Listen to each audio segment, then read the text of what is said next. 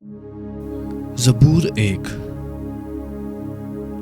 मुबारक है वो आदमी जो शरीरों की सलाह पर नहीं चलता और खताकारों की राह में खड़ा नहीं होता और ठट्ठाबाजों की मजलिस में नहीं बैठता, बल्कि खुदावंद की शरीयत में उसकी खुशनूदी है और उसकी शरीयत पर दिन रात उसका ध्यान रहता है। वो उस दरख्त की मानिंद होगा जो पानी की नदियों के पास लगाया गया है। वो अपने वक्त पर फलता है और जिसका पत्ता भी नहीं मुरझाता। सो जो कुछ वो करे बारवर होगा। शरीर ऐसे नहीं, बल्कि वो भूसे की मानिंद है जिसे हवा उड़ा ले जाती है।